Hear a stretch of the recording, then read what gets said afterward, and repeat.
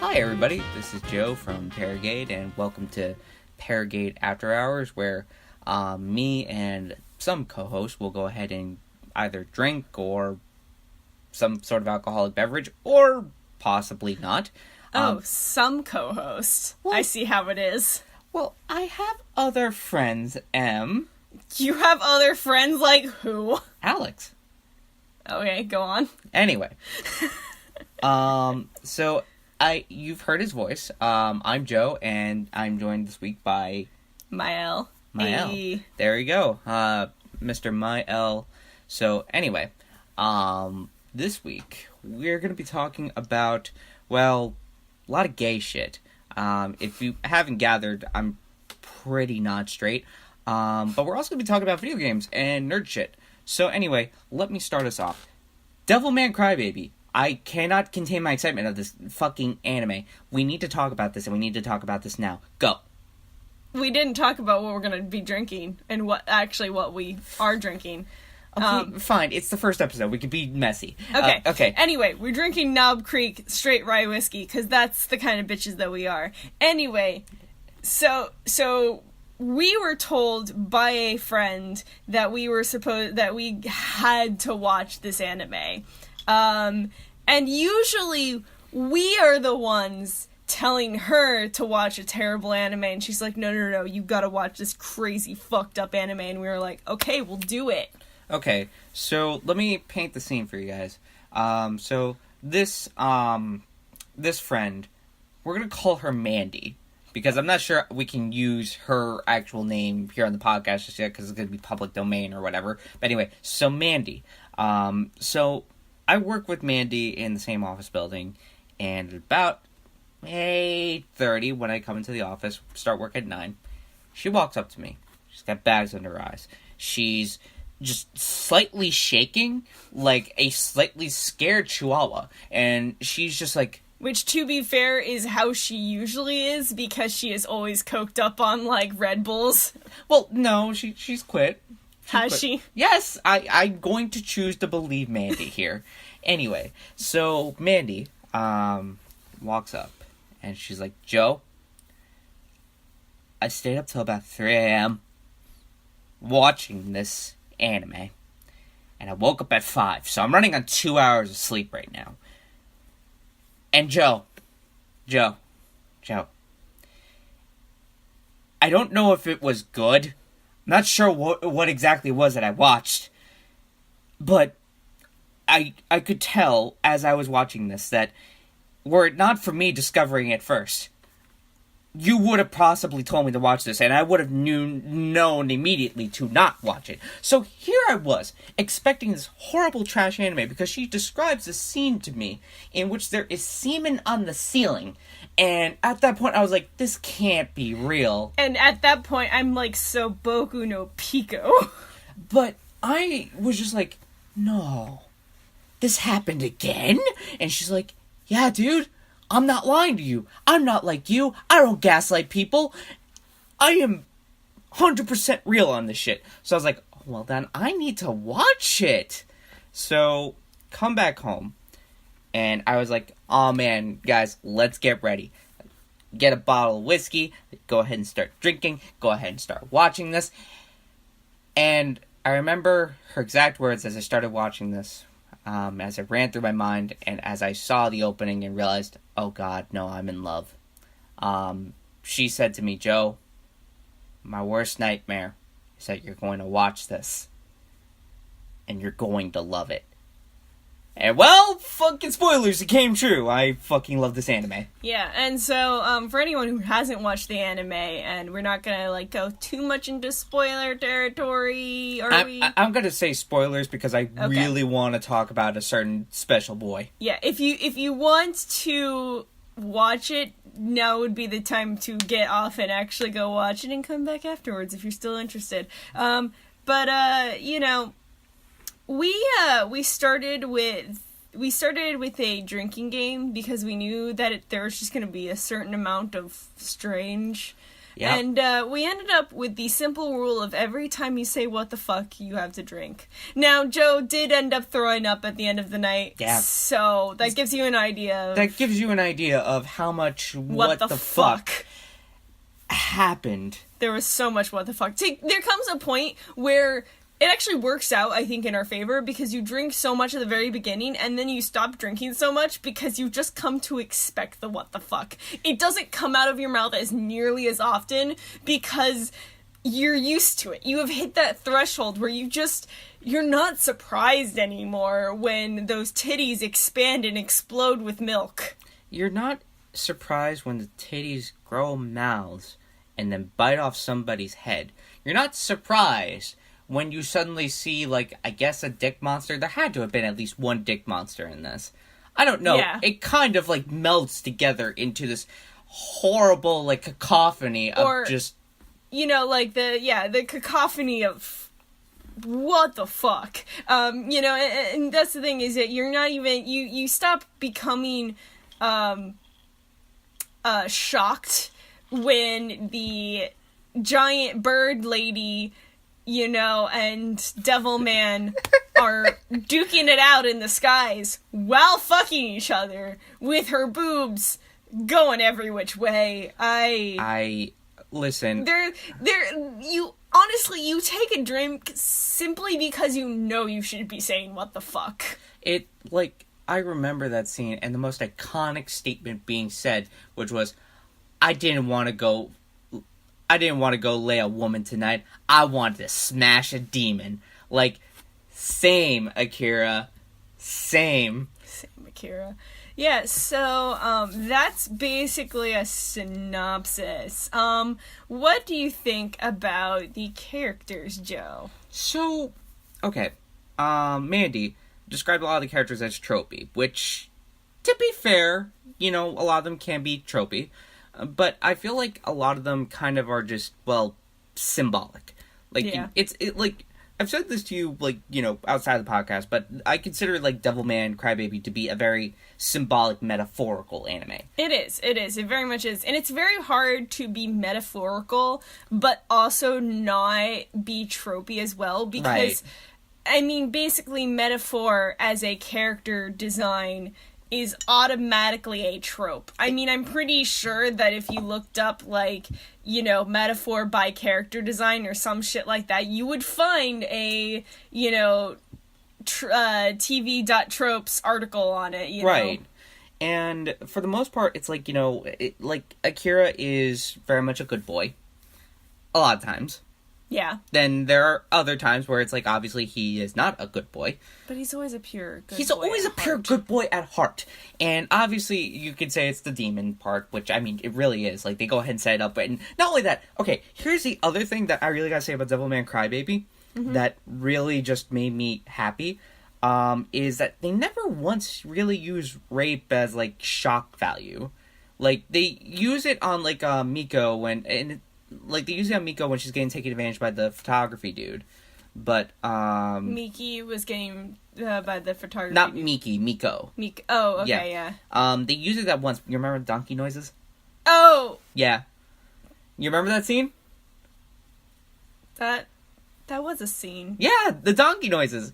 Anyway, so, they use it, like, once, but even then, it's to showcase kind of, like, you know, it's not used for shock value, and it's not, like, super explicit. It's just, like, to showcase the horrors of being human.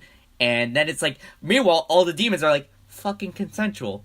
It's like Bird Lady has consensual mad sex with Devilman. Yeah. I would say, the correct term would be dubious consent. That there's probably consent in there, but it's dubious at times. It's dubious. But this anime is not incredibly rapey as some other animes might be. Berserk! Which is so funny because Berserk was inspired by Devilman. Yeah, well, you know, inspired by the original Devilman, I think maybe the original Devilman might be a little bit different as far as it was. how it portrays sex. Devilman Crybaby really portrays sex in a kind of a different light compared to things like Berserk and I think the original Devilman. I may be wrong in that kind of feeling, but I just feel that there are a few times in which the sex is like far more gratuitous or far more uncomfortable, but a lot of times that's for a reason, whereas, this is different compared to, say, Game of Thrones, right, where characters are just randomly raped not to drive a story, not to really drive anything, just to prove a point that this person's not in a place of power and that they are getting raped because boobs. Or shock value. Right.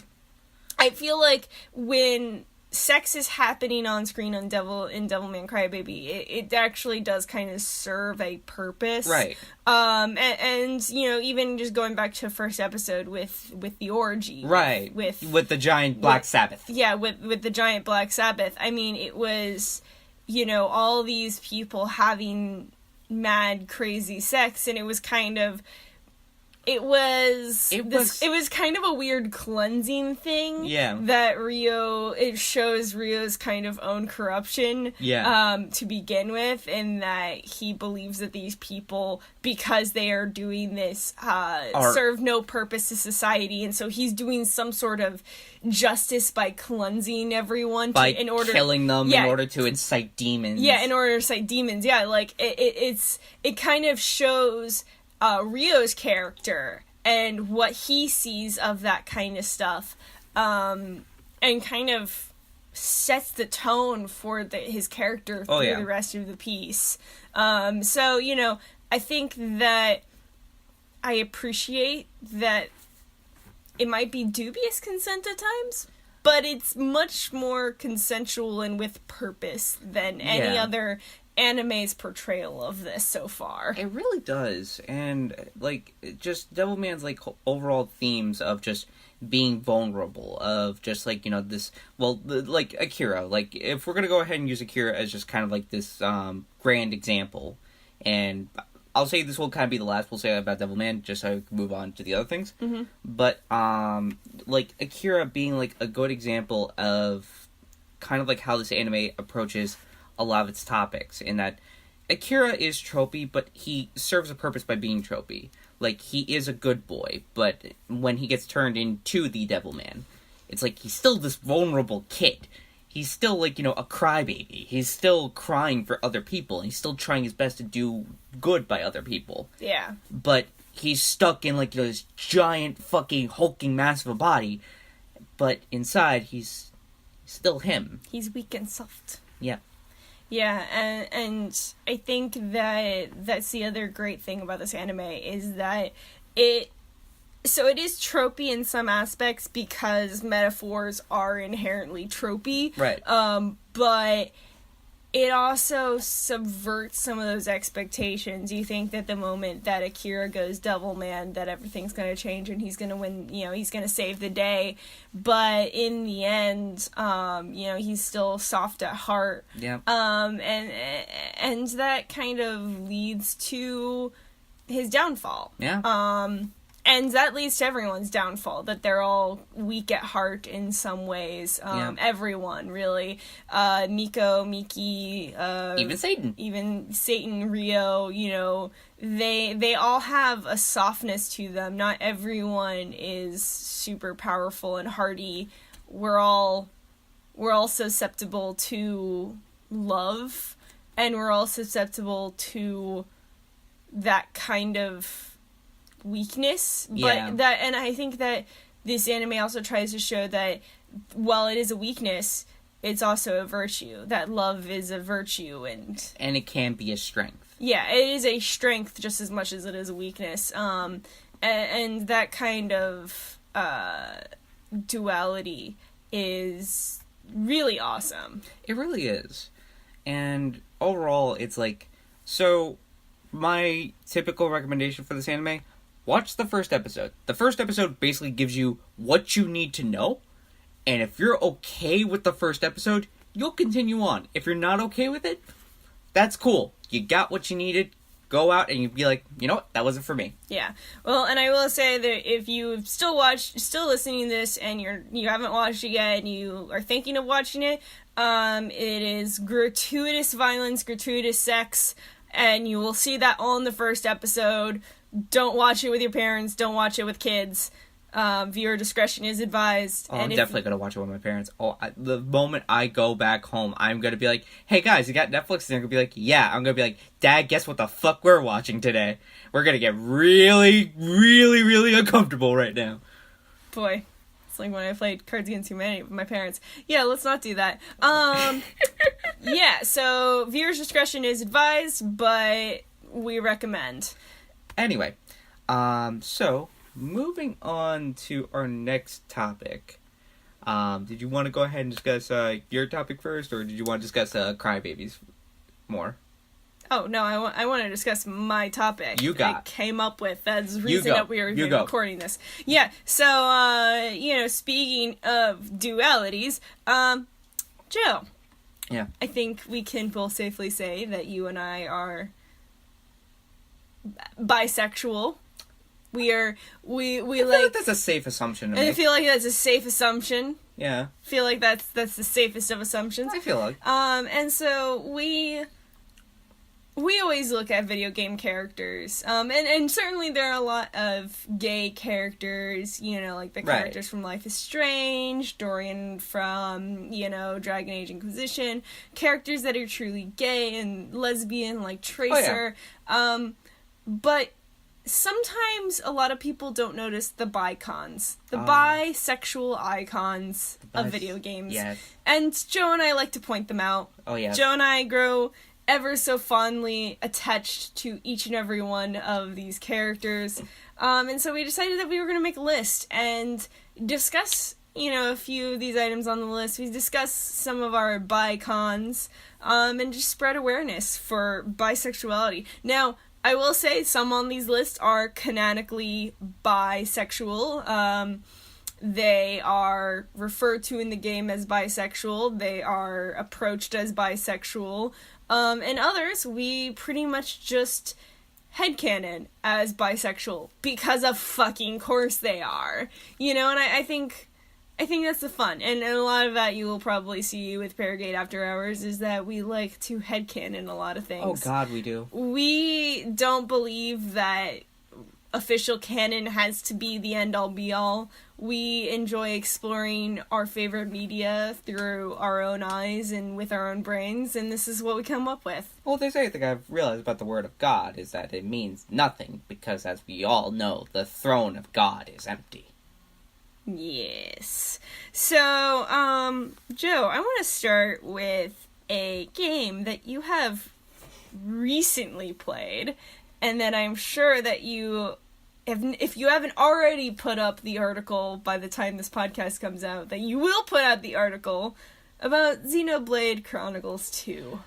Who is your BiCon of Xenoblade Chronicles 2? And give me a little taste. So, Xenoblade Chronicles 2 has a large cast, right? Yeah. It's like 4 characters really worth the shit.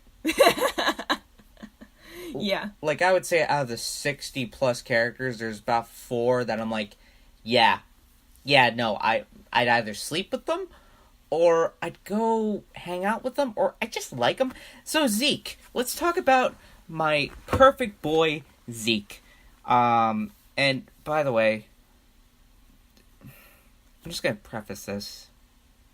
Don't play with the English dubs. Just don't. I don't know why Nintendo just suddenly decides, I'm gonna go ahead and scrape the bottom of the barrel, because this kind of almost ruined Zeke for me. So anyway. You only witnessed one cutscene of Zeke, and it almost entirely ruined the character for you. Oh my god. It's really a shame. So Zeke. Zeke, yes. So Zeke is an eye patch wearing fucking pretty boy, wears no shirt but wears a trench coat, Dante looking motherfucker. Icon of BiCon. The way to define a BiCon is someone who pretty much goes shirtless but also wears a trench coat. I feel like that is the epitome what we seek in life. So his blade is like a steampunk, like curly, green-haired girl. And, it's like, when you first meet them, they're doing JoJo poses and everything, and it's... Which automatically makes you gay. It automatically does. And obviously, he's still attracted to women. But it's just that, like, when all of a sudden, like, it's implied that, like, Rex, the main character, is hitting on him, he's like, you would be so lucky.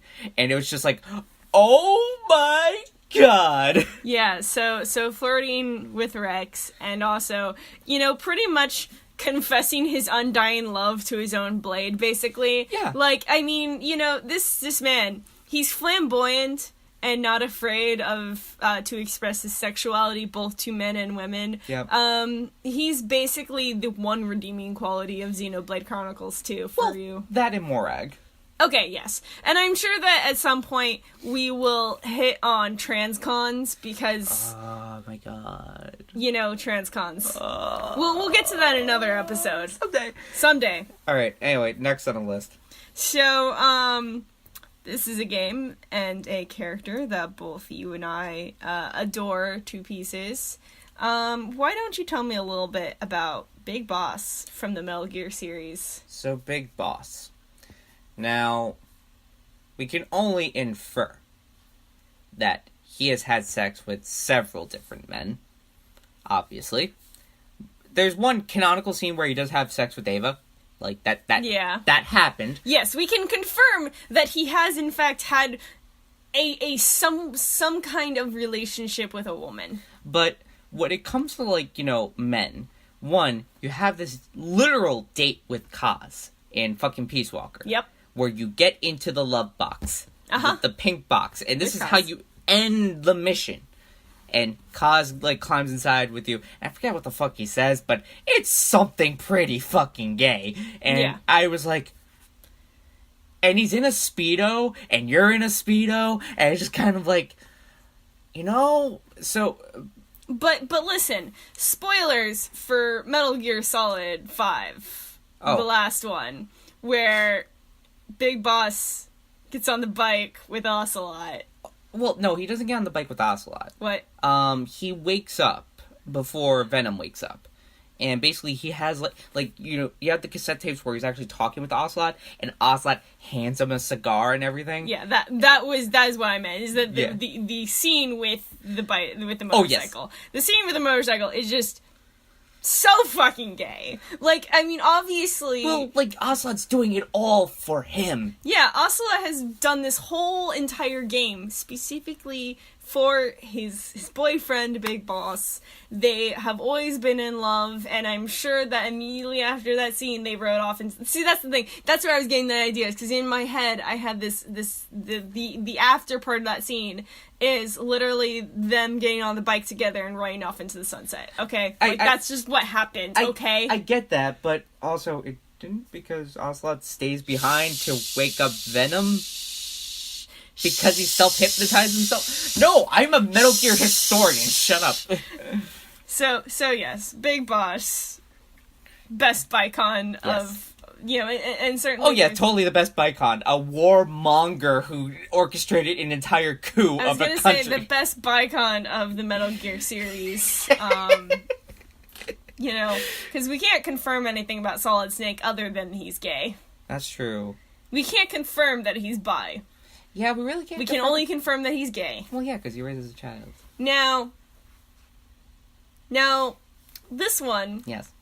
We can't quite confirm a lot with this next one, but honestly, Link, specifically from Breath of the Wild, is also a BiCon. Because, okay, so why don't you explain to me why why you think that Link must be bi?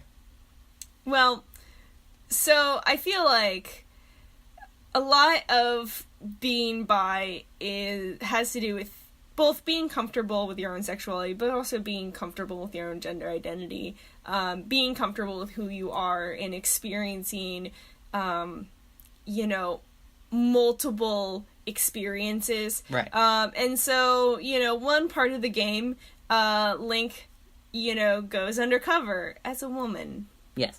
And, he fucking rocks that fucking crop top. Oh, he does. He rocks that motherfucking crop top. And he also rocks the Gerudo male outfit that is a basically shirtless, like, shoulder armor piece. You mean the fucking Hanzo shit where, like, yeah, the left titty's out? Yeah, left titty out Link. Like, he works it as far as his identity in both sets of clothing in just the most flamboyant, wonderful, sexual way. And obviously, he is deeply in love with his boyfriend, Sidon, because who wouldn't love this beautiful fishman who's just so supportive. So supportive. He's just so emotionally supportive and hasn't he mentioned how much he loves Link? He constantly mentions that. He constantly gives him support and reassurance, and Link has canonically wrote him.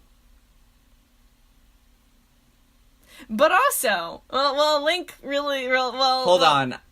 While Joe ponders on what I just said, Link also does love his girlfriend Zelda. I mean, it's not really a sexual romance. I feel like more of just a almost platonic romance. They really care for each other. I mean, Zelda is very clearly poly. She loves both her boyfriend and her girlfriend, Urbosa. Like, let's be real. Okay, so, I'm gonna put it out here. Fucking, like, 2017 was, like, the year of the cake for, like, Nintendo. Yeah. It really was the year of the cake, because... That Urbosa cake. And Zelda's cake. Zelda's cake was nice. Zelda's cake was fucking A+. In those pants. Whoa, buddy. Okay. Yeah, so I just feel that, really my headcanon, and I think a lot of people's headcanon for Breath of the Wild, is that there's a polyamorous relationship with, some sort of, you might say like a square, maybe some sort of weird, Because, I mean, Urbosa's dead. Shh. Quiet. So there's some sort of polyamorous goings-ons with Urbosa and Zelda Link, and Link Sidon. It's like a horseshoe, if you will. Just bear with me on this one. Anyway, they all love each other. Yeah. And Link is just so bisexual. So bisexual. Alright. So, you got one more for us? Oh, I got so many. You got so many, but we're capping out at about 30 minutes, dude. Well, I think that we can kind of hit on a few rapid fire ones. Okay. So who is your BiCon of Overwatch, Joe? My BiCon of Overwatch is going to be, Jesse Fuck Me in the Ass McCree. You sure it wasn't going to be Sombra, who's literally the bisexual flag colors? You just took the words right out of my mouth. They're both siblings anyway, so moving on. Splatoon, Marina or Marie, who is the most BiCon? Both. Because, you have Marina, who's the cheerful shade, and then you have Marie, who is the jaded shade. That is, yep, the two shades of bisexuality. For the Mushroom Kingdom, I'm gonna have to go with Bowser as the BiCon, because that Bowser man, he is gay Bowser from Mario, but also he just really wanted to marry his girlfriend Peach. Just really wanted to marry his girlfriend. He's in polyamorous relationship with both of them, and you can be bisexual and love your Princess Peach and your Mario Plumber. You can. Yeah. Obviously, in Dragon Age Inquisition, we've got the two best BiCons, Iron Bull and Liliana. Oh, God, yeah. Really don't need to say much about either of those. How about Katamari? How do you feel about the Katamari King? Oh, the King of the Cosmos? King of the Cosmos. He is literally the bicolors. Yeah, he's literally bicolors. He's flamboyant AF, but also, he had a wife, I'm assuming. Oh, yeah, he had a wife. Yeah, so, he can do both. We're gonna go, talk about a little bit of Persona here. What do you think? Okay, so here's where we can go ahead and expand upon this. Mm-hmm. Because, obviously, Persona begs to be discussed. Yes. So, first off, fuck you, Atlas. Second. Second, Ryuji is our baby boy, and he should have been our BiCon of 2017. He should have. Him and Anne, honestly. Yeah. Like, honestly. Like, Makoto, obviously a lesbian. Obviously lesbian, dyke on a bike. Yep. It's like, obviously. And, you know, it's just that, like, if Atlas just wasn't fucking scared, they would go ahead and make everybody bisexual. Just make everybody bisexual. Just pull a BioWare. Just do it to us, please. Yep. But, yeah. So, God, fucking Persona. Speaking of making everyone bisexual, how do you feel about Shovel Knight? Oh, buddy, Shovel Knight. The entirety of Shovel Knight is going to go both in our BiCon category and our TransCon categories, because they are both by TransCon the entirety game, because you can gender swap and pronoun swap whatever characters you want with whatever characters you want. You can have gay Shovel Knight, gay Shield Knight, you can have... God, Shovel Knight, the gift that just keeps on giving. Yeah. You know, and I feel that they really, I think they really upped their game in representation and in the quality of their representation, because it wasn't just a typical gender swap where it's like, this person has tits now, it's like they could still have he, him pronouns. Yeah.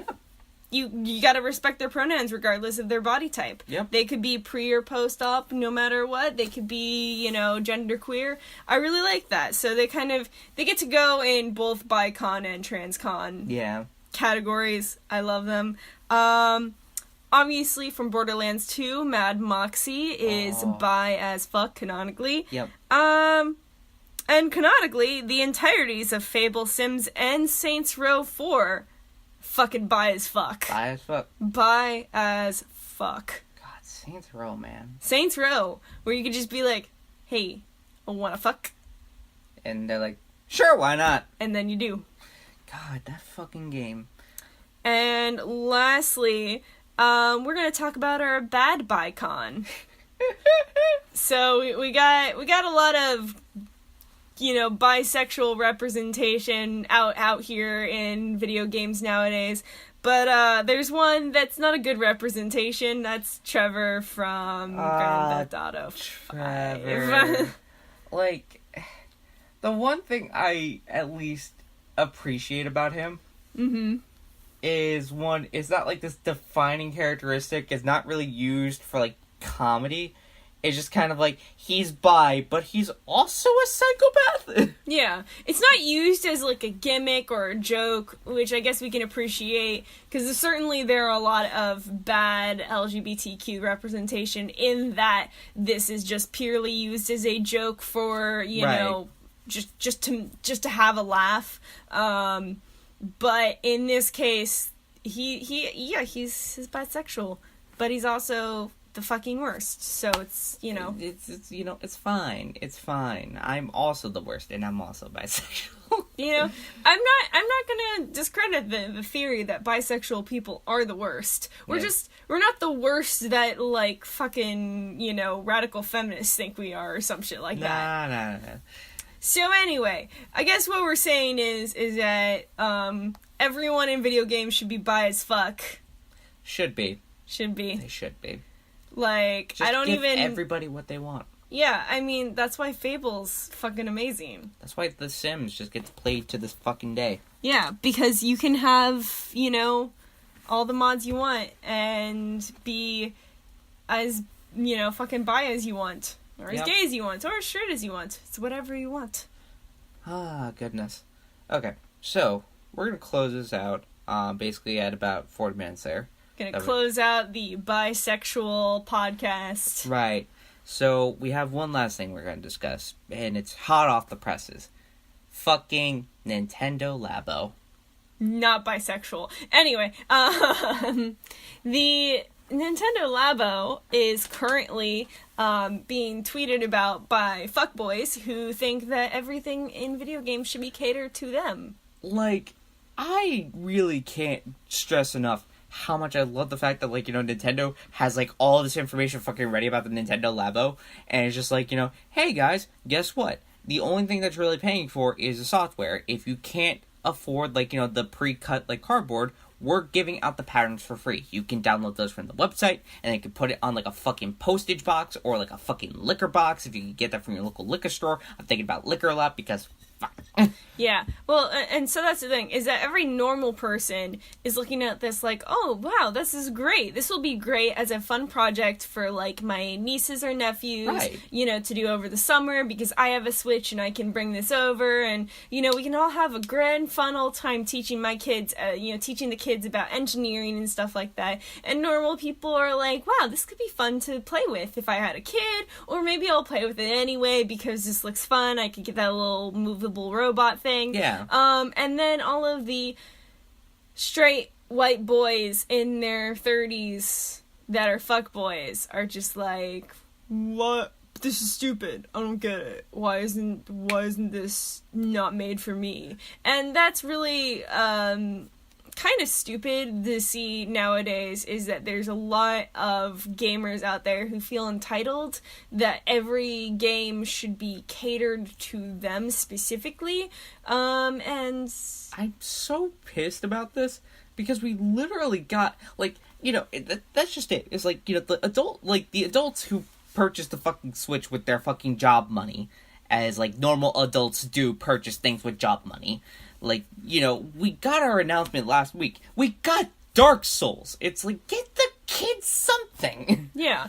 I mean, we got Dark Souls. We got 1,500 indie games constantly coming out. We've got, like, all new games in the works that are, first party and second party and third party. Like, we got plenty. It's, and originally games were made for kids. Let the kids have games. Let the kids have games. So that's kind of our take on this, is that the Labo looks pretty fantastic, and we can't wait to see what fun things little kids do with it, right? I really can't wait, and I really want that piano kit so that I can play the entirety of Welcome to the Black Parade and not have to shell out anything for an actual piano.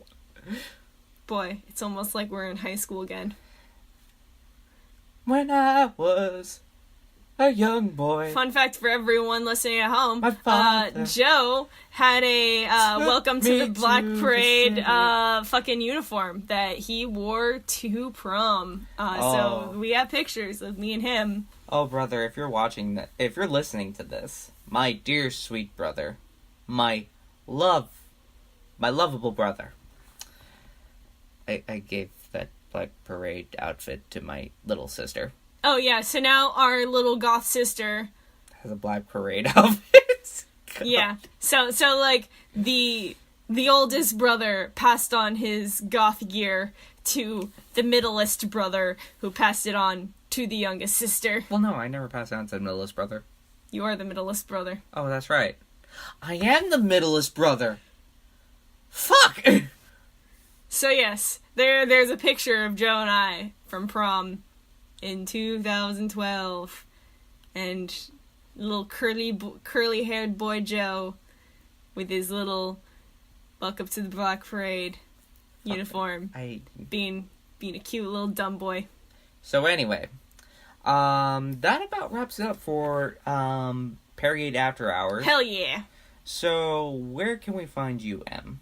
Eventually I will have my YouTube page, doing stuff. I need to get with Mandy about making me some channel icon and stuff like that. And you can find me at Malacology at YouTube, and Malacology on Twitter, and Malacology on Twitch. At some point I'll get those things up and running, depending on when my life starts being normal again.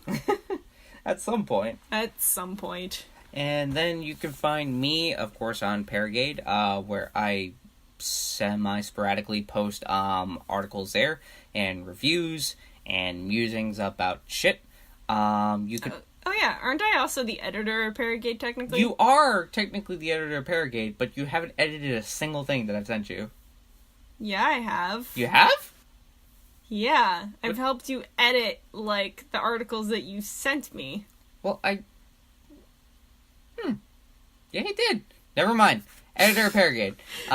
My work goes unappreciated here. I love Fucking you. bye. Anyway, so you can find my work on Paragade. You can also find me on Twitter at just Joe Let's Play, and you can also find me on Twitch at Just Joe Let's Play.